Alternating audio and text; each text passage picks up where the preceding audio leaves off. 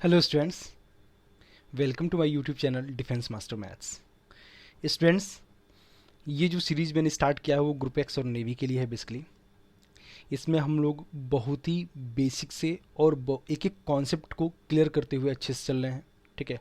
और मैं concept wise questions भी आपको अच्छे से प्रैक्टिस करा रहा हूँ। आई होप आपको पिछले जो 2 लेक्चर्स हो चुके, 3 लेक्चर्स जो हो चुके हैं, 2 क्वाड्रेटिक के और एक और कॉम्प्लेक्स नंबर्स के, आई होप आपको बहुत ही अच्छे से सारे कॉन्सेप्ट समझ में आ गया होगा क्वेश्चन के थ्रू, ठीक है। तो ऐसे ही मैं सब टॉपिक वाइज क्वेश्चंस मैं आपको कराता रहूँगा ताकि आपके एक एक कॉन्सेप्ट क्लियर होते जाए, ठीक है स्टूडेंट्स। तो आज हम लोग स्टार्ट करने चल रहे हैं कॉम्प्लेक्स नंबर का जो टॉपिक है वो कॉन्जुगेट और मॉडुलस के क्वेश्चंस हम लोग करेंगे इसमें, ठीक है। इसमें आपको सिर्फ और सिर्फ कॉन्जुगेट और modulus of A complex number के क्वेश्चंस में कराऊंगा, ठीक है।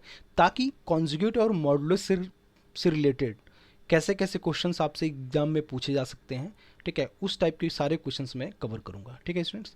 तो अगर आपको वीडियो अच्छा लग रहा होगा तो please like share and subscribe करना मत भूलिए। जितना हो सके उतना आप लाइक करिए, शेयर करिए, सब्सक्राइब करिए, ताकि मैं कुछ दिनों में आप लोगों की क्लासेस में लाइव लेना शुरू कर सकूं, ठीक है स्टूडेंट्स। जब लाइव क्लासेस लेना स्टार्ट कर दूंगा तो मैं इसमें थियरी वाइज के साथ आपके क्वेश्चंस में प्रैक्टिस कराऊंगा, ठीक है। मतलब आपको पूरा पहले थियरी, कॉम्प्लेक्स नंबर की पूरा पहले थियरी डिस्कस करूंगा, फिर उसके बाद में क्वेश्चन डिस्कस करूंगा, ठीक है। तो एक पूरा अच्छे पैटर्न से हम लोग क्लास स्टार्ट करेंगे, ठीक है। तो जितना जल्दी हमारे पास सब्सक्राइबर हो जाएंगे, है ना, लाइव आने का ऑप्शन मेरा और बेटर हो जाएगा, उसके बाद से मैं क्लासेस स्टार्ट कर दूंगा, ठीक है स्टूडेंट्स। तो कोशिश करिए ज़्यादा से ज़्यादा आप शेयर करिए, लाइक करिए, सब्सक्राइब करिए, ठीक है। चलिए फिर स्टार्ट करते हैं क्वेश्चन नंबर फर्स्ट से, ठीक है। आई होप आपको कॉम्प्लेक्स नंबर्स के जो मॉडुलस, ठीक है, और आर्गुमेंट की जो मॉडुलस और कॉन्जुगेट की जो प्रॉपर्टी है, आई होप सबको पता होगा, ठीक है। अगर नहीं पता है तो इस वीडियो को देखने से पहले आप एक बार कॉन्जुगेट और मॉडुलस की प्रॉपर्टी जरूर रिवाइज कर लीजिए, ठीक है। फिर उसके बाद से क्वेश्चन करने के लिए तैयार रहिए, ठीक है। तो इसमें क्वेश्चन करने से पहले आपको करना क्या है बेटा, जो भी स्क्रीन पे क्वेश्चंस दिख रहे हैं ना, सबसे पहला काम करिए आप वीडियो पॉज करके पहले क्वेश्चंस को अपने आप से प्रैक्टिस कर लीजिए, ठीक है। ट्राई कर लीजिए, नहीं हो पा रहा है तब जाके आप सोल्यूशन देखिए, ठीक है। तब आपको क्वेश्चंस करने का मजा ही अलग होगा, प्लस उसके बाद से एक एक क्वेश्चन का जो कॉन्सेप्ट है ना बहुत अच्छे से आपके दिमाग में बैठता जाएगा, ठीक है स्टूडेंट्स। तो अभी आपके पास टाइम है, जितना टाइम हो सके उतना टाइम आप क्वेश्चंस को दीजिए, ठीक। और एक समय ऐसा आएगा कि आपको क्वेश्चन देखते ही आपको तुरंत स्ट्राइक कर देगा कि आपको इस क्वेश्चन में करना क्या है, ठीक है स्टूडेंट्स। तो स्टार्ट करते हैं फर्स्ट क्वेश्चन से। बोला कि Z is a complex number then Z inverse पे bar into Z bar equals to what, ठीक है बेटा। चलिए देखते हैं, हमने मान लिया क्या, z equals to x plus I Y, ठीक है बेटा। तो जेड बार क्या होता है, जेड का बार का मतलब इसका कॉन्जुगेट, कॉन्जुगेट का मतलब जहाँ पे आई होगा वहाँ पे माइनस आई से रिप्लेस कर दें, ठीक है।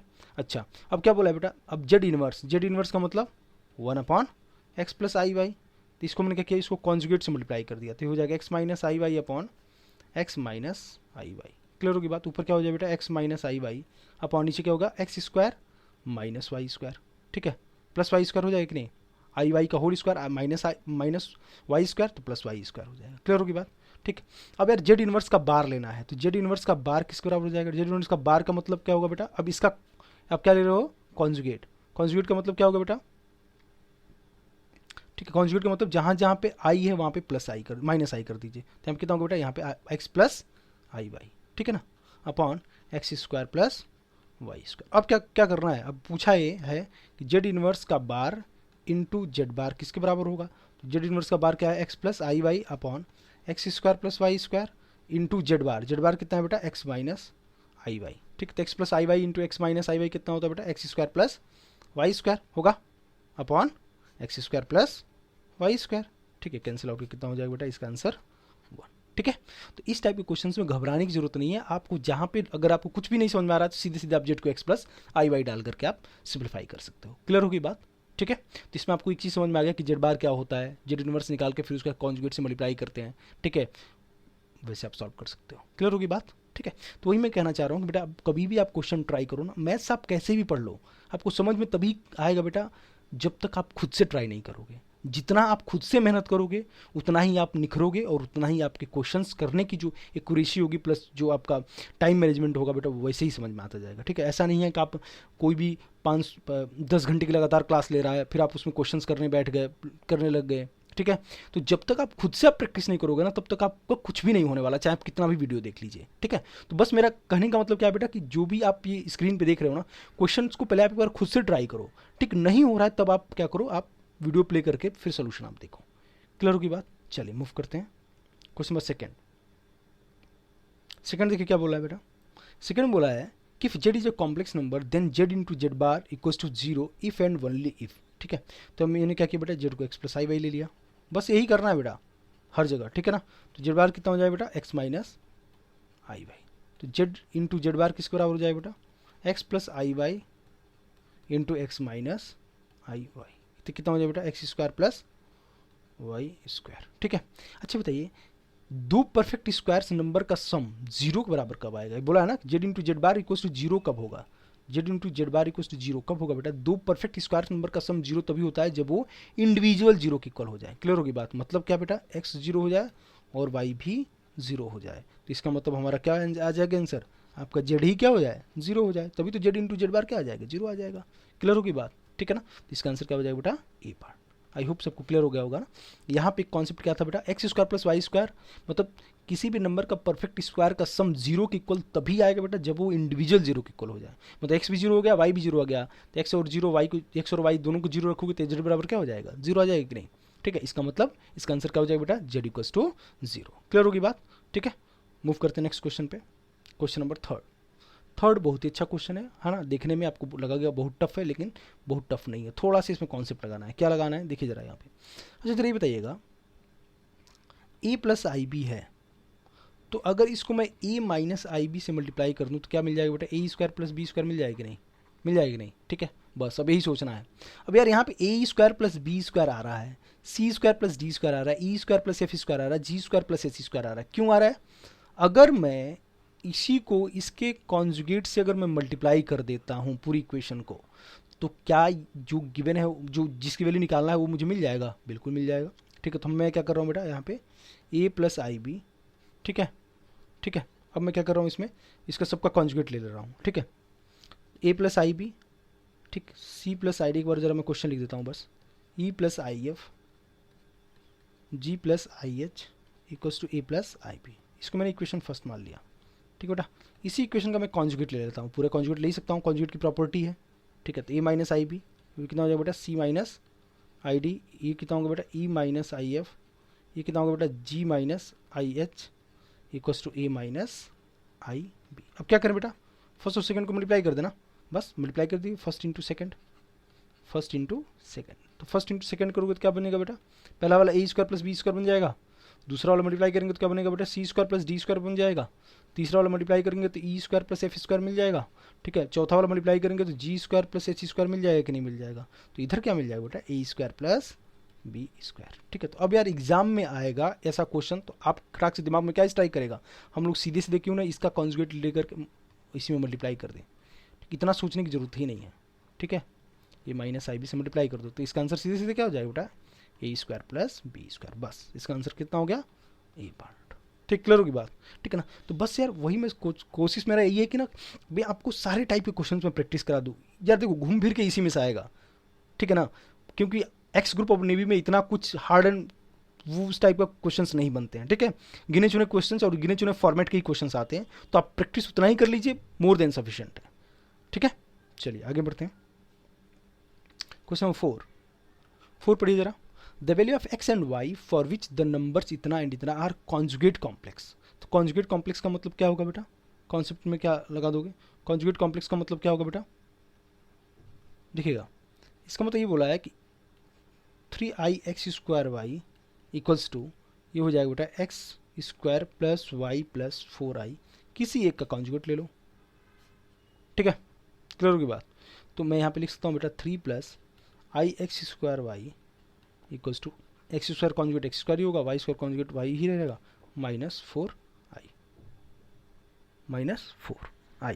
ठीक होगी बात?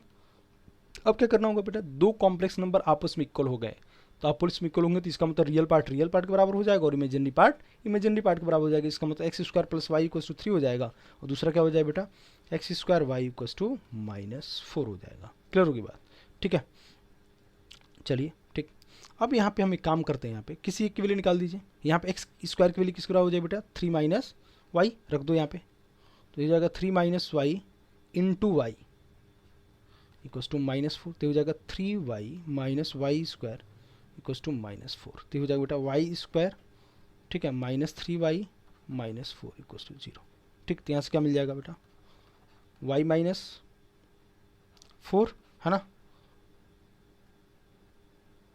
ठीक, यहाँ से y +1 इक्वल्स टू 0। तो यहाँ से y की वैल्यू क्या मिल जाएगी बेटा, -1 एंड 4।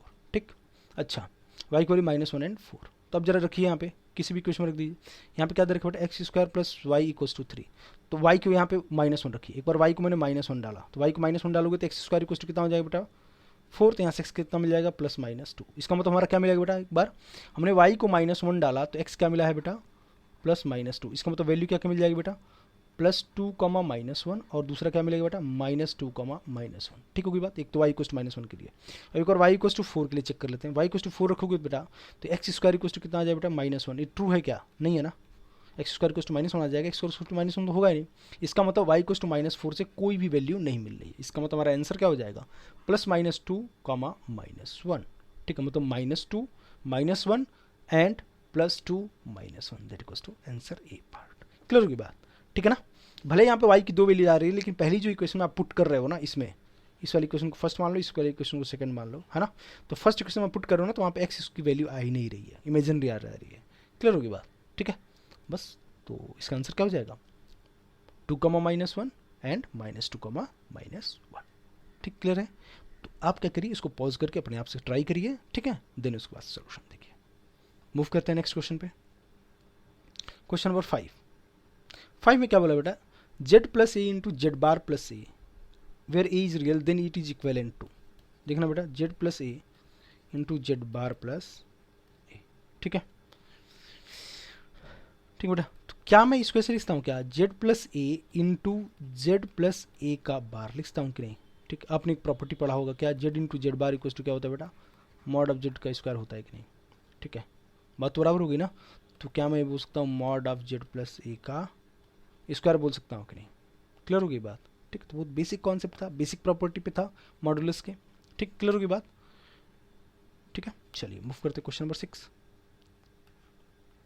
क्वेश्चन नंबर 6 भी बहुत आसान क्वेश्चन है। क्या बोला है बेटा, if c + i upon c - i equals to a + ib। हमें क्या निकालना है बेटा, a² + b²। तो दिमाग में क्या रखना है बेटा, a + ib को जब a - ib से मल्टीप्लाई करते हैं तभी कॉम्प्लेक्स नंबर में a² + b² आता है।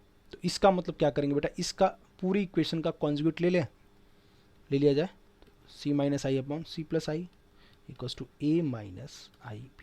ठीक, ठीक, अब क्या करें बेटा, फर्स्ट और सेकंड को मल्टीप्लाई कर दें।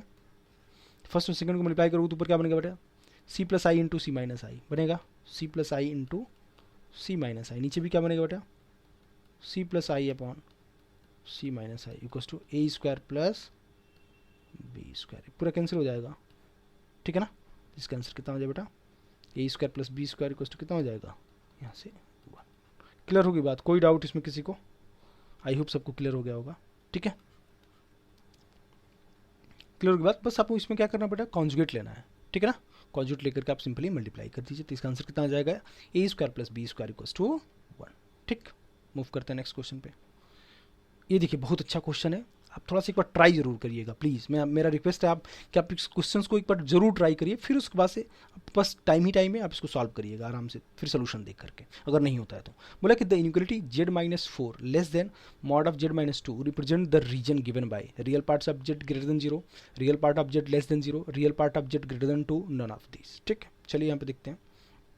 अच्छा, यहाँ पे क्या बोला बेटा, z mod of z - 4 less than mod of z - 2। ठीक है, ये लग रहा होगा कि आपको देखने में बहुत बड़ा क्वेश्चन होगा, ऐसा कुछ नहीं है, ठीक है। अच्छा, मॉड है, तो यहाँ पे मॉड है तो क्या होगा बेटा, पॉजिटिव आ रहा है कि नहीं आ रहा है, तो मॉड पॉजिटिव है तो क्या मैं कर सकता हूँ यहाँ पे, पहले तो काम करो z को x + i रख दो, ठीक है।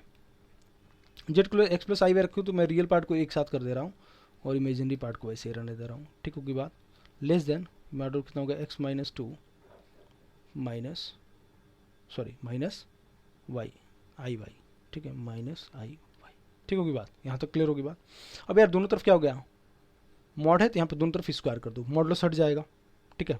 मॉडुलस क्यों हटेगा, इसका अंडर रूट क्या होगा, under root of real part का स्क्वायर प्लस इमेजिनरी पार्ट का स्क्वायर, स्क्वायर कर दिया तो क्या होगा, स्क्वायर रूट हट जाएगा, ठीक है। तो मैंने एक स्टेप शॉर्टकट कर दिया, तो हो जाएगा x - 4 का square plus y² less than, ये कितना हो जाएगा बेटा, एक्स माइनस टू का स्क्वायर प्लस वाई स्क्वायर। यहाँ तक बात क्लियर हो गई। क्या किया था मैंने यहाँ पे, हमें पता है कि mod of x plus I Y कितना होता है बेटा, under root of x square plus Y square. तो अगर मैं इसी का होल स्क्वायर कर दूँ, मतलब mod of x plus I y का होल स्क्वायर कर देता हूँ, तो मैं सीधे सीधे x square plus Y square नहीं लिखता हूँ, बस हमने यही वाली प्रॉपर्टी अप्लाई किया है। ठीक है, तो होल स्क्वायर ओपन कर दो, वाई स्क्वायर से वाई स्क्वायर कैंसिल हो जाएगा। ठीक है, तो क्या बचेगा यहाँ पे, x square plus 16 minus 8x less than x square plus 4 minus 4x। X square से एक्स स्क्वायर कैंसिल हो जाएगा। यहाँ पे कितना हो जाएगा बेटा, यहाँ पे उधर लेके जाओ तो यहाँ पे कितना होगा 4x ग्रेटर देन 16 माइनस 4 कितना होगा 12, तो यहाँ 4 3 12 हो जाएगा। तो यहाँ पे x क्या होगा ग्रेटर देन 3। x क्या बेटा रियल पार्ट है कि नहीं है, तो रियल पार्ट ऑफ जेड क्या हो जाएगा बेटा ग्रेटर देन 3 होगा कि नहीं। तो इसका आंसर कितना हो जाएगा बेटा, real part of Z greater than 3। ऐसा कोई ऑप्शन दिख रहा है क्या, नहीं, नन ऑफ दिस। तो इसका आंसर क्या होगा बेटा, नन ऑफ दिस। क्लियर हो गई बात। ठीक है, तो कहीं पे भी ऐसा क्वेश्चन आया तो आप सीधे यहाँ से यहाँ कूद सकते हो, कोई इशू नहीं, ये लिख के दिखाने की जरूरत ही नहीं है। ठीक होगी बात, क्लियर होगी बात। तो अब देखो जब क्वेश्चन, देखिए क्वेश्चन जब एक बार ना अच्छे से क्लियर हो गया ना, तो आप उसमें भले ही 2-3 स्टेप गायब कर दो, कोई इशू नहीं होगा, लेकिन पहले आप एक बार क्वेश्चन को पूरा अच्छे से कर लोगे ना, तो आपको समझ में आ जाएगा कि हमें एग्जाम में कौन सा स्टेप मैं स्किप कर सकता हूँ, वो चीज़ क्लियर हो जाएगी आपको। ठीक है ना, ठीक है, आई होप आपको क्लियर हो रहा होगा। चलिए मूव करते क्वेश्चन नंबर 8।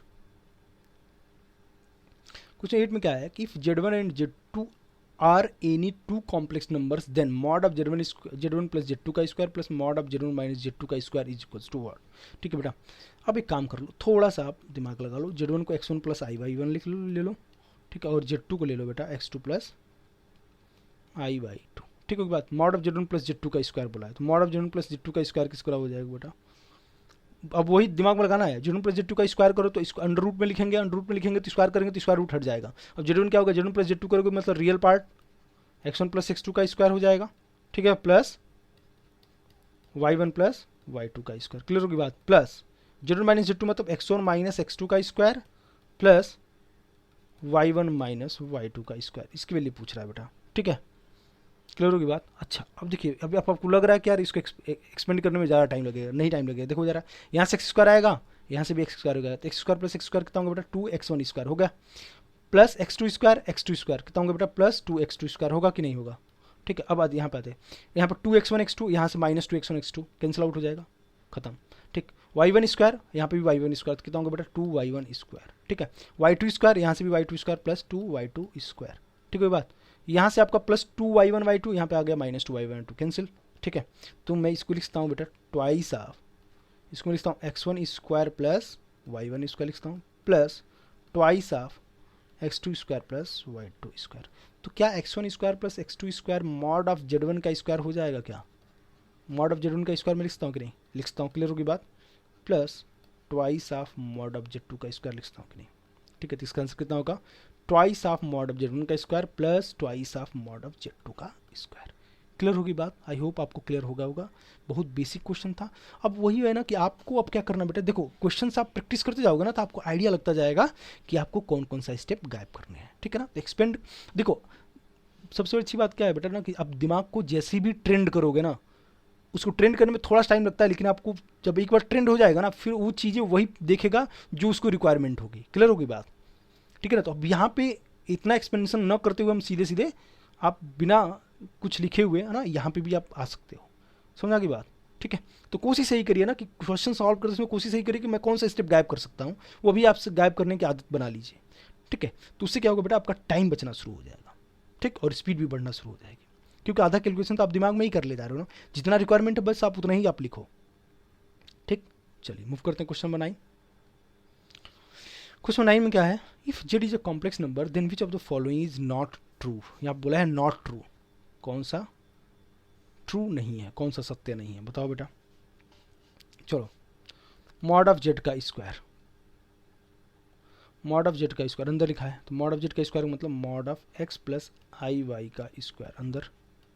ठीक है, तो मैं क्या लिखता हूँ बेटा, mod of x square minus y square plus 2i(x)y लिखता हूँ कि नहीं। इसका मॉड कितना हो जाएगा बेटा, अंडर रूट ऑफ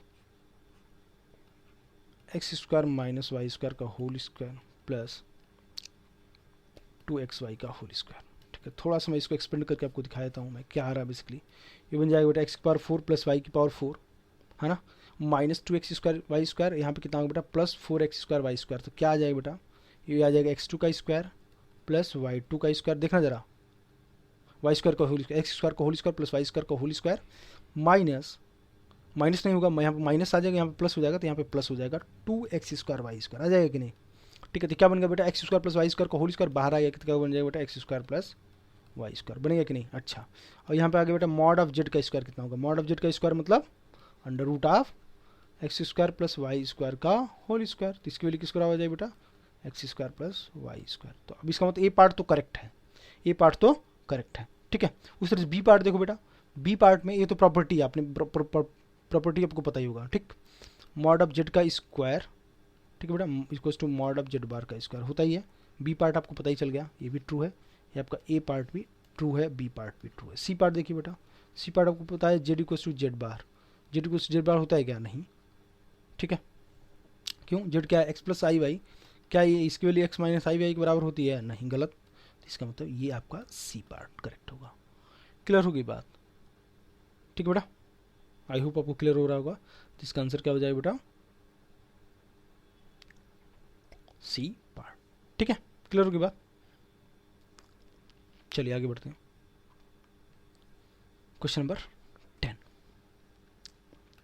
पढ़िए जरा इसमें, the product of two complex number each of unit modulus is also a complex number of, ठीक, ये बताना है। ठीक, अब जरा बताइए, चलिए देख लेते हैं जरा। हमने Z1 मान लिया 1 और Z2 मान लिया 1, ठीक है, then mod of Z1 into Z2, तो mod of Z1 into Z2 property क्या लगा सकते हैं, mod of Z1 into mod of Z2, तो mod of Z1 into mod of Z2 कितना होगा 1 इंटू 1, कितना आगे बेटा 1। तो क्या मैं बोल सकता हूँ कि दो कॉम्प्लेक्स नंबर अगर यूनिट मॉडुलस के हैं तो उन दोनों का the product of two complex numbers each of unit modulus is also a complex number of unit modulus, ठीक है ना, also complex number of unit modulus, एक ही तो आ गया। क्लियर होगी बात ना, तो इसका आंसर क्या हो जाए बेटा ए पार्ट। ठीक है, क्लियर होगी बात, चलिए मूव करते हैं क्वेश्चन नंबर 11 तो प्रॉपर्टी है, बहुत सारे बच्चों को प्रॉपर्टी पता होगा। ठीक है, mod of Z1 equals to mod of Z2 equals to up to so on mod of Z1 equals to 1, then इतना इक्वल्स टू 1। कई लोगों ने सी पार्ट ही आंसर मार दिया होगा, ठीक है ना, याद होगा बहुत सारे लोगों को, नहीं आते तो देखिए क्या करते हैं, मॉड ऑफ Z1 का स्क्वायर कर दीजिए, तो क्या होगा बेटा Z1 into Z1 bar that equals to 1। तो क्या मैं बेटा यहाँ पे Z1 को क्या लिखता हूँ 1/Z1 बार लिखता हूँ कि नहीं, उस तरह से Z2 को क्या लिखता हूँ बेटा 1/Z2 बार लिखता हूँ कि नहीं, उस तरह से Z3 को 1/Z3 पे बार लिखता हूँ कि नहीं। ठीक है, वैसे लिखते जाएंगे, ठीक, लिखते जाइए। अब जो ये गिवन है इसकी वैल्यू निकालना है, तो यहाँ पे देखिए कितना हो जाए बेटा 1/Z1 bar plus 1/Z2 bar plus up to 1/Z1 bar. ठीक है, तो इसकी एक प्रॉपर्टी होती है क्या बेटा मॉडुलस की, 1/Z1 plus 1/Z2 plus up to 1/Zn पे पूरे पे बार में लिखता हूँ कि नहीं। अब आपको पता होगा कि मॉड ऑफ जो जेड की वैल्यू होती है वो मॉड ऑफ जेड बार के भी बराबर होती है कि नहीं। तो क्या मैं बार हटा सकता हूँ, तो क्या इसकी value 1/Z1 plus 1/Z2 plus 1/Z3 up to 1/Zn के बराबर आ जाए कि नहीं। क्लियर होगी बात, ठीक है, तो इसका आंसर क्या हो जाए बेटा सी पार्ट। ठीक है, आई होप क्लियर हो गया होगा, नहीं क्लियर होगा तो आप इसको याद भी रख सकते हैं। ठीक है, ठीक है, बेसिक प्रॉपर्टी है मॉडुलस की। ठीक, क्वेश्चन नंबर 12, क्वेश्चन नंबर 12 में क्या बोला है बेटा, ध्यान से देखो question, for any complex number z bar equals to 1/z if and only if z bar equals to 1/z बोला है, ये कब हो सकता है, तो इसको मैं लिखता हूँ बेटा z into Z bar equals to 1। तो क्या z इंटू जेड बार को मॉड ऑफ जेड का स्क्वायर में लिखता हूँ कि नहीं, इक्वल्स टू 1। तो मॉड ऑफ जेड का स्क्वायर इक्वल्स टू 1, इसका मतलब मॉड ऑफ जेड भी किस बराबर हो जाएगा बेटा 1। तो क्या मैं बोल सकता हूँ इसका आंसर बी पार्ट करेक्ट है। देखना जरा ध्यान से, अपने आप से एक बार ट्राई करो, देखो समझ में आ गया। क्या किया मैंने बेटा Z bar equals to 1/z, तो z into Z bar equals to कितना होगा 1 मल्टीप्लाई किया है ना। तो हमको पता है जेड इंटू जेड बार किस बराबर होता है बेटा मॉड ऑफ जेड का स्क्वायर, तो मॉड ऑफ जेड का स्क्वायर इक्वल्स टू 1, तो इसका मतलब मॉड ऑफ जेड किस बराबर हो जाएगा 1। तो इसका आंसर क्या हो जाएगा बेटा mod of z equals to 1। Clear होगी बात, चलिए आगे बढ़ते हैं। अब यहाँ पे मॉडुलस की प्रॉपर्टी आती है ठीक है बेटा, मॉडुलस प्रॉपर्टी क्या है, देखो यहाँ पे हमें पता है कि mod of Z1 into Z2 क्या होता है बेटा mod of Z1 into Z2, तो दोनों का अलग अलग मॉडुलस लेकर के भी मल्टीप्लाई कर सकते हो। ठीक है, mod of Z1 upon Z2 क्या होता है बेटा mod of Z1 upon mod of Z2, बस क्या नहीं होना चाहिए बेटा Z2 आपका जीरो के इक्वल नहीं होना चाहिए। मॉड ऑफ Z2 जीरो के इक्वल नहीं होना चाहिए। ठीक है बात बेटा। चलो तो इसका मतलब इसमें क्या लिखता हूँ बेटा, इसको मैं mod of 1 plus I into इसमें क्या लिखता हूँ 2 प्लस आई का मॉडुलस अपॉन 3 प्लस आई का मॉडुलस। क्लियर होगी बात। ठीक है बेटा। 1 प्लस आई का मॉडुलस √2 इंटू 2 प्लस आई का मॉडुलस अंडर रूट ऑफ 2 का स्क्वायर प्लस 1 कितना होगा बेटा √5 अपॉन ये कितना होगा बेटा रूट ऑफ 3 का स्क्वायर 9 प्लस 1 कितना होगा बेटा 10। हाँ तो 10 क्या लिखा √2 इंटू √5, तो इसका आंसर कितना हो जाएगा बेटा √2 इंटू √5 10, तो ये कितना आ गया इसका आंसर 1। क्लियर हो गई बात। ठीक है ना। तो बस इसमें मॉडुलस की प्रॉपर्टी क्या होती है बेटा, आप ये जो प्रॉपर्टीज आपने देखी ही रखा होगा कि mod of Z1 into Z2 होता है तो mod of Z1 into mod of Z2 कर सकते हैं, mod of Z1 upon Z2 होता है तो मॉड ऑफ Z1 अलग अपॉन मॉड ऑफ Z2 अलग। क्लियर होगी बात, मतलब शटर ओपन कर सकते हैं दोनों तरफ। ठीक है चलिए मूव करते हैं क्वेश्चन नंबर 14। 14 एक बहुत अच्छा क्वेश्चन है, आप इसको जरा एक बार इस पर थोड़ा टाइम दीजिए और थोड़ा सोचिए, सोचने की कोशिश करिए क्या है बेसिकली ये, क्या है बेसिकली, जरा सोचने की कोशिश करिए आप लोग। ठीक है थोड़ा सा टाइम दीजिए इस पर, है ना, जरूर आप एक दो बार ट्राई कर लीजिए। ठीक अपने आप समझ में आ जाएगा ये क्या है बेसिकली। देखना जरा बेटा यहाँ पे अगर मैं पूरे में से 1/2 कॉमन लेता हूँ तो क्या बन जाएगा बेटा mod of Z1 plus Z2 plus twice of ये ब्रैकेट है root of Z1 into root of Z2 बन जाएगा कि नहीं, प्लस 1/2 इसमें से बाहर करता हूँ पूरे में से तो हो जाएगा Z1 plus Z2 minus twice of root of Z1 into Z2। ठीक क्लियर होगी बात। अच्छा अब मैं इसको लिखता हूँ बेटा हाफ, पूरे में से बाहर कर दिया हाफ, इसको मैं लिखता हूँ बेटा क्या root of Z1 plus root of Z2 का होल स्क्वायर लिखता हूँ कि नहीं। क्लियर होगी बात। ठीक है प्लस इसमें क्या लिखता हूँ बेटा mod of Z1 root of Z1 का square sorry root of Z1 plus minus root of Z2 का होल स्क्वायर लिखता हूँ कि नहीं। ठीक है क्लियर होगी बात। चलिए यहाँ पे मैं इसको लिखता हूँ हाफ टाइम्स, इसको मैं लिखता हूँ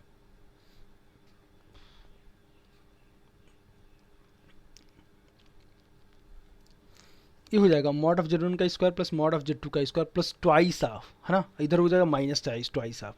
तो क्या ये टोटल जो बन रहा है वो बन रहा है mod of root of Z1 का square plus mod of root of Z2 का स्क्वायर बन रहा है कि नहीं। ठीक है कितने टाइम्स बेटा ट्वाइस बन रहा है कि नहीं, 2 बार आ रहा है कि नहीं, क्योंकि यार यहाँ से बनेगा और यहाँ से भी बनेगा, ट्वाइस आ रहा है कि नहीं, तो 2 से 2 कैंसिल हो जाएगा, तो इसका आंसर कितना हो जाएगा बेटा mod of Z1 plus mod of Z2, क्योंकि यार स्क्वायर रूट में स्क्वायर करोगे तो क्या हो जाएगा स्क्वायर रूट हट जाएगा, तो इसका आंसर कितना हो जाएगा बेटा mod of Z1 plus mod of Z2। Clear होगी बात बेटा, कोई डाउट तो नहीं इसमें किसी को, आई होप आपको समझ में आ गया होगा। ठीक है हमने क्या किया इसमें ये आपको बन गया ना परफेक्ट स्क्वायर बन गया ना, देखो ना यहाँ पे ए प्लस बी को मैं लिखता हूँ क्या, तो देखना है आप A plus B plus 2ab 2 under root A B under root A into under root B लिखा है, तो किसमें क्या लिखता हूँ बेटा root A plus root B का होल स्क्वायर तो लिख ही सकता हूँ ना, बस हमने यही प्रॉपर्टी तो लगाया है। ठीक है बाकी इन दोनों को ऐड यहाँ पे ओपन करके हाँ यहाँ पे एक माइनस साइन लिया है तो ट्वाइस वाला तो कैंसिल आउट हो जाएगा ना, तो 2 टाइम्स क्या बन जाएगा रूट ऑफ Z1 का square plus root of Z2 का स्क्वायर, तो मैंने 2 बाहर कर लिया 2 से 2 कैंसिल हो जाएगा। अब रूट ऑफ Z1 का स्क्वायर कितना हो जाएगा बेटा mod of Z1 plus root of Z2 का स्क्वायर कितना होगा बेटा मॉड ऑफ Z2, तो इसका आंसर कितना हो जाएगा बेटा mod of Z1 plus mod of Z2। Clear होगी बात। ठीक है मूव करते हैं क्वेश्चन नंबर 15 भी बहुत अच्छा क्वेश्चन है, एक बार जरा ट्राई करिए। बोला कि the complex number sine x plus i cos 2x and cos x minus i sine 2x are conjugate to each other. Conjugate to each other का मतलब क्या हुआ बेटा sine x plus i cos of 2x, मतलब conjugate का मतलब cos x ठीक है प्लस आई साइन 2। कॉन्जुगेट का मतलब क्या किया हमने आई को माइनस आई से रिप्लेस कर दिया। ठीक क्लियर होगी बात। अब क्या होगा बेटा रियल पार्ट के बराबर हो जाएगा, तो यहाँ से साइन एक्स इक्वल टू कितना हो जाएगा बेटा कॉस एक्स, तो यहाँ से मैं बोल सकता हूँ बेटा ten x equal to 1, 10 x 1 तो एक्स प्लस कितना हो जाएगा बेटा π/4 आएगा, फिर कितना है बेटा 5π/4 आएगा, फिर कितना है बेटा 9π/4, ऐसी बहुत सारी वैल्यूज आएंगी। फर्स्ट इक्वेशन मान लिया। दूसरा में क्या करते बेटा ये इमेजिनरी पार्ट को इमेजिनरी पार्ट से इक्वल कर देते हैं, तो cos 2x इक्वल टू कितना हो जाएगा बेटा sin 2x, यहाँ से भी कितना हो जाएगा बेटा tan 2x इक्वल टू 1। ठीक है ना, तो यहाँ से tan x इक्वल टू कितना हो जाएगा, यहाँ से x किसके बराबर हो जाएगा बेटा 2 से डिवाइड कर देंगे, सारी क्वांटिटी में 2 से डिवाइड कर देंगे है ना, कितना होगा π/8, अगला कितना हो जाएगा बेटा 5π/8, अगला कितना हो जाएगा बेटा 9π/8, ऐसी वैल्यूज मिलती जाएंगी। अब क्या बोला है बेटा अब ये देखना है ठीक है ना, अब ये देखना है कि x दोनों में कॉमन कितनी वैल्यूज हैं, दोनों में कॉमन कितनी वैल्यूज हैं बेटा, एक भी कॉमन आ रही है क्या, क्या इक्वेशन फर्स्ट और इक्वेशन सेकेंड में एक भी कॉमन वैल्यू आ रही है क्या? नहीं आ रही है ना, ठीक है। इसका मतलब क्या होगा बेटा, नो वैल्यू ऑफ एक्स, कोई भी वैल्यू सेटिस्फाई नहीं करे, क्योंकि यहाँ पे दो इक्वेशंस बन रही है ना। एक तो आप रियल पार्ट को रियल पार्ट से कंपेयर करा रही है तो वहाँ पे एक्स की वैल्यू आ रही है, और इमेजिनरी पार्ट को इमेजिनरी पार्ट से कंपेयर करा रहे हो, है ना, तो वहाँ से वैल्यू आ रही है। अभी बोला कि दोनों इक्वल कब होंगे? इक्वल तभी होगा बेटा जब दोनों में एक्स की वैल्यूज कॉमन होंगी, तभी तो इक्वल आएंगे, ठीक है। तो हमने देखा क्या, एक्स की कोई भी वैल्यू कॉमन नहीं आ रही है, ठीक है, फर्स्ट में भी न तो सेकंड में भी, ठीक है। तो इसका आंसर क्या हो जाए बेटा, no value of x. Clear होगी बात? इसका आंसर क्या है, नो वैल्यू ऑफ एक्स, ठीक। क्वेश्चन नंबर 16 आसान क्वेश्चन है ये तो, ठीक है। क्वेश्चन 16 तो आसान क्वेश्चन है। क्या बोला है, द कॉन्जुगेट ऑफ इतना बी 1 प्लस आई, ठीक है बेटा। कॉन्जुगेट बोला है, इसका क्या है, 1 प्लस आई है। कॉन्जुगेट का मतलब एक्स प्लस आई वाई इंटू 1 माइनस 2i का कॉन्जुगेट किसके बराबर है बेटा, 1 प्लस आई के बराबर है, ठीक। क्लियर होगी बात? तो क्या मैं यहाँ से ये लिखता हूँ x minus I Y into 1 plus 2i equals to 1 plus I, लिखता हूँ कि नहीं? तो यहाँ से x माइनस आई वाई की वैल्यू मैं ये भी लिखता हूँ 1 प्लस आई अपॉन 1 प्लस 2i। इसे कॉन्जुगेट से मल्टीप्लाई कर दें, कॉन्जुगेट से मल्टीप्लाई की जरूरत ही नहीं है क्योंकि आंसर यही दे रखा है ना। x माइनस आई वाई की वैल्यू कितना दे रखा बेटा, 1 प्लस आई अपॉन 1 प्लस 2i, ठीक बेटा। क्लियर होगी बात? अब नहीं, इसका कॉन्जुगेट पूछा है ना, अब जो आया है इसका कॉन्जुगेट पूछा है, द कॉन्जुगेट ऑफ इतना बी 1 प्लस आई, ठीक है 10। अब इसका आंसर देखो मैच कर रहा है क्या, x माइनस आई वाई नहीं मैच कर रहा था। यहाँ से x प्लस आई वाई की वैल्यू किसको बराबर हो जाएगी बेटा, 1 माइनस आई अपॉन 1 माइनस 2i लिखता हूँ कि नहीं? देखो ये आंसर मैच कर गया, ठीक। आंसर कौन सा हो गया, सी पार्ट। देख रहे हो ना, यहाँ पे x माइनस आई वाई की दे रखा 1 माइनस आई अपॉन 1 प्लस 2i, तो ये तो हमारा आई नहीं, ठीक है। तो हमारा क्या आ रहा है बेटा, x माइनस आई वाई की वैल्यू किसको बराबर आ सकती है, 1 माइनस आई अपॉन 1 माइनस 2i। तो इसका आंसर क्या हो जाएगा बेटा, सी पार्ट। आई होप सबको क्लियर हो गया होगा, ठीक है ना। तो कभी कभी क्या होगा, ऐसा नहीं है कि डायरेक्टली आंसर ही मैच कर जाएगा, नहीं तो थोड़ा बहुत उसमें देखना पड़ेगा, आंसर के हिसाब से आपको जो भी आपका आंसर आएगा उसको मॉडिफाई करना पड़ेगा, ठीक है स्टूडेंट्स। मूव करते हैं नेक्स्ट क्वेश्चन पे।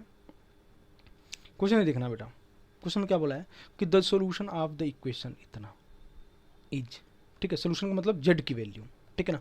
एक तो तरीका ये बेटा, ऑप्शन चेक कर लो, ठीक है ना, by the option you can check, ठीक।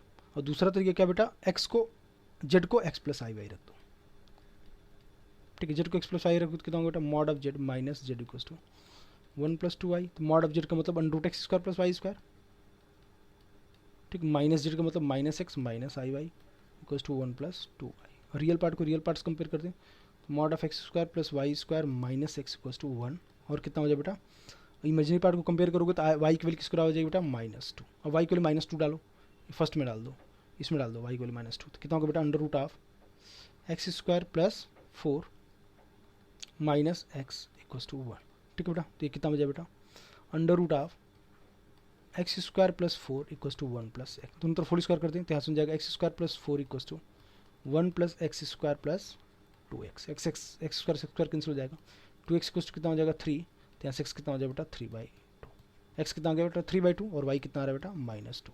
इसका मतलब z कितना हो जाएगा बेटा 3/2 -2i, ठीक है। अब यार ऑप्शन चेक कर सकते हो, C part mod of z, है ना, जेड को आप यहाँ पर रख दो, इसको आप यहाँ पर रखो, ठीक है, और माइनस जेड करो और देखो 1 प्लस 2i के बराबर आ रहा है कि नहीं आ रहा है, वैसे भी चेक कर सकते हो। क्लियर होगी बात, ठीक है ना। या फिर आप सीधे डायरेक्टली ऑप्शन चेक कर सकते हो। ऑप्शन चेक कैसे करेंगे बेटा, mod of 3/2 minus 2i minus z का मतलब 3/2 माइनस 2i, ठीक है। अब इसका मॉड ले लो, तो अंडर रूट कितना होगा 9/4, है ना, 9/4 प्लस 4, तो कितना हो गया बेटा 16 प्लस 9 25/4, 25/4 मतलब 5/4, है ना। तो 5/4 माइनस 3/2 माइनस 2i, तो 5/4 माइनस 3/2 कितना हो जाए बेटा आपका, ये माइनस क्या ना, तो प्लस 2i हो जाएगा ना, सॉरी।